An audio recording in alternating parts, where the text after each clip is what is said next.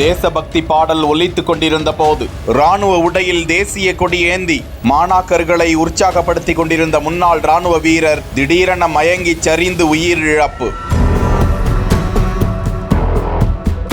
அவர் விழுந்த போதும் ஓடி சென்று அவரை யாரும் தூக்காமல் பாடலில் மூழ்கியிருந்த காணொளி. மத்திய பிரதேச மாநிலத்தில் உள்ள இந்தூர் பகுதியை சேர்ந்தவர் ராணுவ வீரர் பல்விந்தர் சிங் சாப்ரா. இவர் தனியார் சார்பில் ஏற்பாடு செய்யப்பட்டிருந்த விழிப்புணர்வு நிகழ்ச்சி ஒன்றில் கலந்து கொண்டு ராணுவ சீருடையுடன் அவர் அங்கிருந்தவர்களுடன் தேசபக்தி பாடலை பாடிக்கொண்டு கையில் தேசிய கொடியை ஏந்தி மாணாக்கர்களையும் நிகழ்ச்சிக்கு வந்திருந்தவர்களையும் உற்சாகப்படுத்திக் கொண்டிருந்தார். அனைவரும் தேசபக்தி பாடலை கரகோஷம் எழுப்பி கேட்டு மகிழ்ந்து கொண்டிருந்த போது அவர்கள் கண் எதிரிலேயே பல்பிந்தர் சிங் சாப்ரா மயங்கி சரிகிறார். ஆனால் அவர் சாதாரணமாகத்தான் படுத்திருக்கிறார் என எண்ணினார்களோ என்னவோ தெரியவில்லை. யாரும் எழுந்து வந்து பதறிக்கொண்டு அவரை உடனடியாக தூக்கவில்லை.